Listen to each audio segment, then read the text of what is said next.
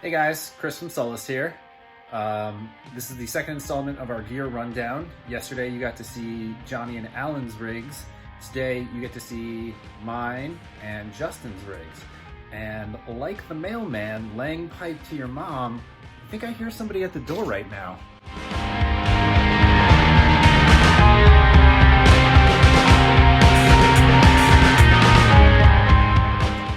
Mail call. Hey everybody, it's Justin, the bassist from Solus. It doesn't get mixed out of the entire show. So, let me bring you over here. It's what I've been playing through probably for the past, I want to say 7 months we've been together. Finally kind of figured this thing out. I'm going to start off with the power section. I'm running in a custom rack setup. I have my Darkglass M900 head. This guy's 900 watts of just pure beautiful finished tone. So I gotta say I've been through plenty of heads in my time of the 3 years we've been together, and this by far is the best tone and the tone I've been looking for. Running into this, we have the standard Furman power conditioner. We try to keep the cables clean during a show, and we'll run most of our rigs through this whole unit. I just picked up a couple days ago this Voodoo Labs ground control. It's my active buffering, so everything coming from this guitar setup is going straight through here, keeping the signal clean and true, so I can get pure noise-free, well, the noise that I don't want, cut out of the system, so you just get my bass tone. So moving down from here for the quarantine times, since we couldn't take everything from the studio, I had this son of a bitch right here. It's a Fender, what do I got here? It's a 8x10, 1000 watt speaker cabinet. Live shows for a while, but I was tired of breaking my back over and over again.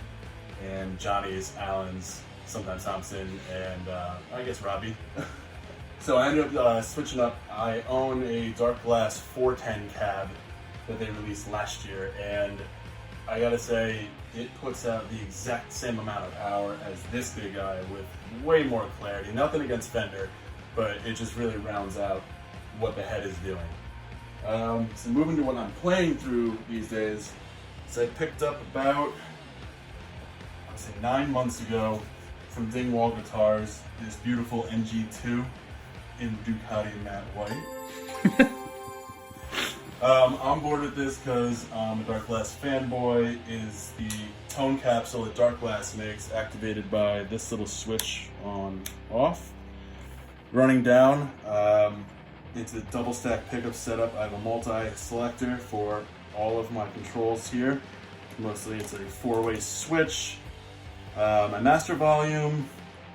So Darkglass is a cool thing where they don't have treble when they're tone knob. It's actually low mids and high mids that you can fully dial in, as well as the bass. You can get some real nasty low bass sounds by cranking this all the way up. So this is what I've been playing through. I love this thing. The fan frets are beautiful, smooth, quick. The action's perfect. So I broke the bank on it, but it's beautiful and I love it. Moving down to the pedal board. I'm running off of a Temple Audio platform, their solo board. Everything runs in and out beautifully through this. And it's completely modular. I love this thing. All these pedals they're not going anywhere on this guy. So up top I got the intelligent foot switch, running all the channels on the head, master mute. It's a lifesaver. It's great to use during the show. I can cut out and give the guys a little time to tune up, and no sound is perfect. Because it's black, I had to get the Wazacraft tuner from Boss. No particular reason other than it's black and I wanted it. For the bulk majority of my drive tone, I'm going through Darkglass's Microtube 7 X7 pedal. This little guy is great. It mainly what sold me is it has a dedicated low compression for all the low tones coming out. Doesn't affect the high end of it, keeps my lows really crisp and tight. It's a huge upgrade to to any bassist rig just to have that in there. Graphic EQ, low level, high level. This thing's great. I don't know what I would do without it. Next, we're moving over. I'm using their Darkglass Duality Fuzz, which is just for that gnarly grind. I like to mix both together just to get some real ball-crushing tone out of it and really fuck with people's ears. And moving over for my only modular effect is the Earthquaker Device Dispatch Master with a custom tape job. Because anyone that knows Earthquaker gear, their lights are bright as the fucking sun. Pedal's great. I can do everything from reverb to a little delay in there. I can mix each of them out. Great pedal. Also keeps your low end very much so intact, which is any bass player knows is the hardest thing to find with modulation pedals. So this is pretty much what I've been playing through. I gotta say, it's probably one of the best sounds I've ever had, and definitely probably the best tone I'm ever going to have. So we're gonna take this, forget about it, and we're gonna throw it over to the guy that wears long pants in the family, Mr. Chris Thompson.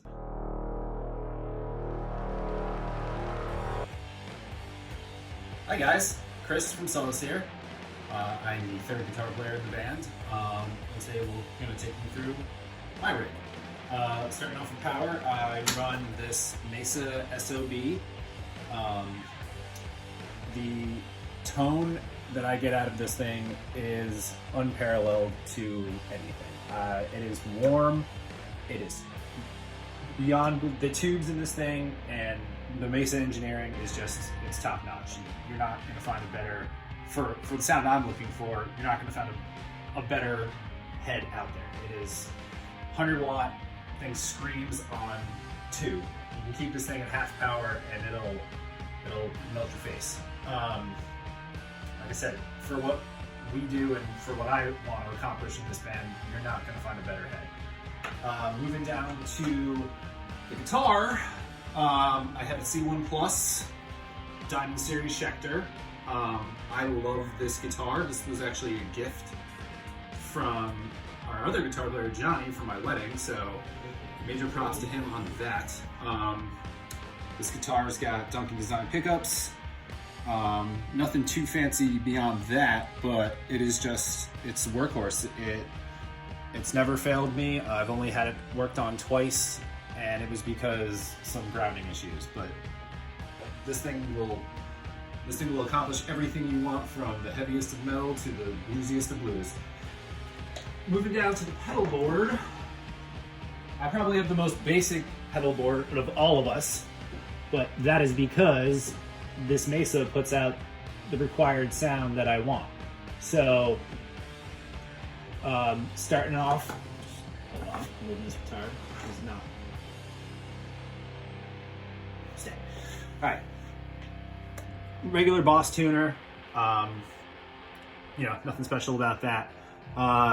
Next in line is what I get my overdrive sound out of is the Boss Blues Driver, and I don't go with any particular over-the-top overdrive pedal because the Mesa puts out on its own such a great distortion sound to begin with. So this really only gets used when I need a little something extra to boost it, because the clean tone you get out of this, and the way I run it, the clean tone is heavy enough to begin with. So this is really just when you need that extra oomph. Next in line is one of the most interesting pedals on the market today. This is the Dweller pedal from Old Blood Noise. They make great stuff.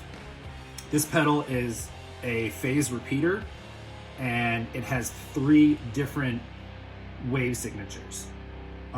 You can get some very, very interesting sounds out of this. There's not another phase repeater on the market that I'm aware of, but this thing will give you the swelliest of swells. It's got a nice echo to it. When you select the third wave shape, you get no matter what you hit, it remembers and feeds it back to you. which is just a very interesting thing. So this pedal, I've been after this pedal for a couple years, and luckily it showed up on my doorstep one day. So don't know what I would do without this pedal. I'm still learning how to use this pedal, to be honest with you. Like, I don't know everything about it, but what I've done with it so far, I couldn't be happier with the product they make. And what goes along with that, which isn't hooked up right now, is this guy, and this is an expression slider. So you hook this to the dweller, and what it does is it just boosts or takes away what signal this dweller is sending out. So this is a very, very cool thing to have in your bag of tricks. And then finally, just for my reverb, just like Alan, I use an RV5 Boss. We love this pedal. This pedal is tried and true.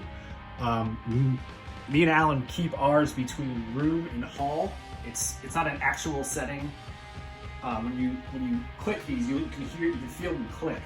And we keep ours between hall and room, and we found that really gives the reverb sound that we're looking for this band. So that's pretty much it from my end. Oh, and I forgot about the cab. Currently, I'm running through this B25 custom that Justin actually customized himself. What did you put in the back of it? Two 15-inch Eminence drivers.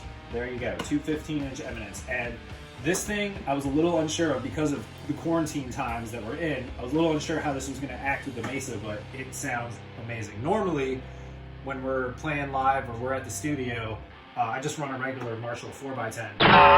This thing is, it gets a really good sound, and I'm really happy that it lives in our house currently.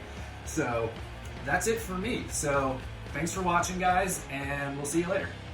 Wash Effect.